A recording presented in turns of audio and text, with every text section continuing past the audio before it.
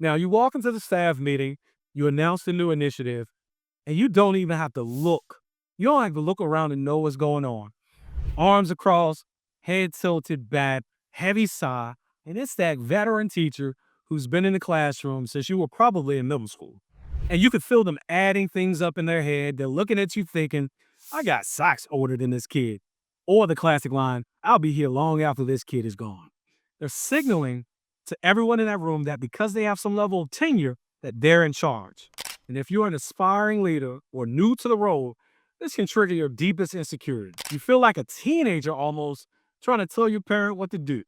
You start to wonder who's in charge, who's steering the ship. You second guess whether or not they run the school instead of you. Now, here's the assumption we need to break right now. Just because they've been there for 30 years or so doesn't deputize them as the leader. Usually, it just means that they had been surviving for 30 years or so. And we've all felt this level of intimidation that comes with these situations. But today, we stop shrinking. Because in this video, I'm going to show you how to lead someone old enough to be your parent without acting like a tyrant. Now, the first thing we need to do is reframe what's actually going on. When a veteran teacher flexes their tenure, when they remind everyone, hey, I've been here 30 and 40 years, it can feel like an attack on your authority. And let's be honest, it works. That spill gives them instant credibility with staff, especially when they're trying to undermine. But what you need to do is not take it personal and understand it's not a power play, but instead it's a defense mechanism. They're not saying I hate you or I don't respect you. They're saying I'm tired. Think about it. They've seen leaders like us come and go for decades. They've seen game-changing efforts launch in September and die by December. And guess what? They're exhausted and skeptical because they've been let down time and time again. So here's the trap most new leaders fall into. You try to flex your authority, but if we come in swinging like this, they will dig in. And if we ignore them, they will quietly dismantle our school culture. So you can't fight them. You can't flee from them. Instead, we're going to do something they never expect. We're going to use a little of what I call leadership judo. So how do we use this leadership judo? We use it by taking their biggest weapon, which is their experience, and using it or use it to the school's advantage. You see, the tenure flex usually stems from a lack of ownership. So usually we will get this pushback because the idea on the table is your idea, not theirs. So let's make it their idea instead. Now, before you launch your next initiative or effort, I want you to pull that veteran teacher aside, one-on-one, not in a group setting. And you're going to turn their criticism into consulting. And here's the exact script for that one-on-one. Ms. Johnson, Mr. Smith, whatever their name is, we're looking at changes to our intervention block next month. And look, I've only been here for 2 years. You've been here for 20. You've seen more things fail in this building than I have. And I respect that level of institutional knowledge. So I need your eyes on this intervention block plan. I need you to tell me where the potholes are so we don't make the same mistakes that have been made in the past. And also, I want to understand what worked in the past. So essentially, I need your fingerprints on this thing before we roll it out. See what we just did? We didn't ask for their permission to roll the plan out. We asked for their expertise in the planning process. By inviting them to be a part of that planning process, you strip them of their ability to complain later in the parking lot after you've rolled things out. And you may be asking, how? How is this possible? It's possible because people don't tear down what they helped build. And what you've done is you've just turned your biggest critic into your strongest ally. Now, that strategy works about 90% of the time for the teacher who is just cynical or tired. Now, for the other 10% of the time, what I'm talking about here is I'm talking about the veteran teacher who doesn't just roll their eyes, they openly defy you as well. And you've tried the judo move. You've invited them to the table, and they still refuse. So now they aren't just waiting you out, they're actively trying to sink the ship. And at this point, we're no longer dealing with tenure flex, we're dealing with blatant sabotage. So the consultant approach won't work here.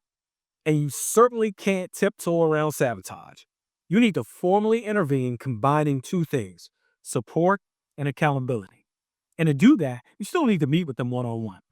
but you have some documentation ready, and you're going to be very specific regarding the issues. And also, you're going to reference the vision and the priorities, and definitely not your feelings.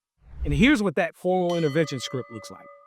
Ms. Murphy, Mr. Green, or whomever, we need to have a hard conversation. When you refused to teach the new math curriculum this week, that wasn't just a difference of opinion.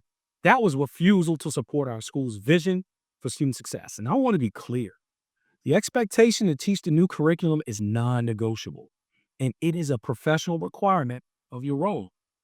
However, in doing that, I want you to be successful.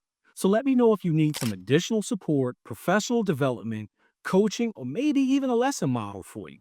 Whatever you need, just know I'm here to support you 100% in developing any skills you need.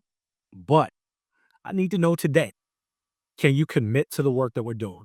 Because we need everyone rowing in the same direction. Notice the balance there? You offered a hand of support, but you also held the line of accountability. That's how you lead without acting like a tyrant. Now, I want to give you one additional tip for those formal intervention meetings. And it's one of the hardest things for young leaders to do. So when you ask that final question, can you commit to the work we're doing? I need you to do one thing. Stop talking. You see, we have a tendency, especially in these situations and having conversations like this, to over explain. We try to fill the silence because silence feels awkward, and we want to soften the blow as well. But in this moment, silence is your greatest asset. So put the question on the table, look them in the eye, and wait. Letting the silence sit forces them to decide if they're on the bus or off the bus. Now, why am I placing so much emphasis on this full intervention conversation? I'm doing this because it's not just about that one veteran teacher. It's about the ripple effect.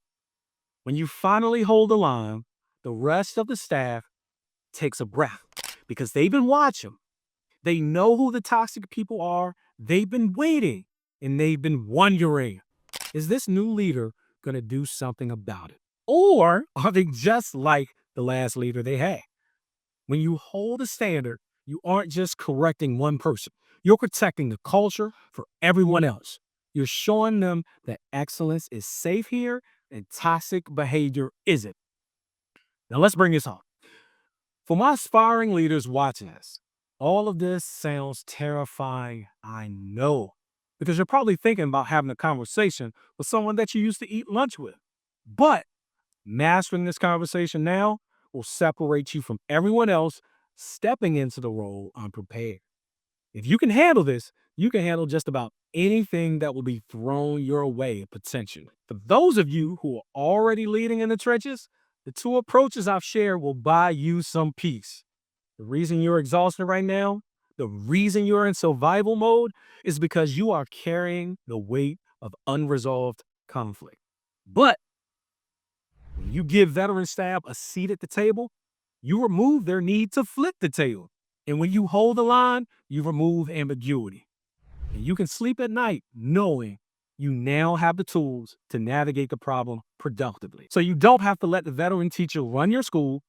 You invite their expertise and you hold your standard when necessary. And if you're ready to escape survival mode and finally feel prepared for the realities of leadership that no one talks about, make sure you subscribe to the channel, like the video, and share it with another leader who may be drowning in people problems right now. And until next time, lead with impact and protect your peace.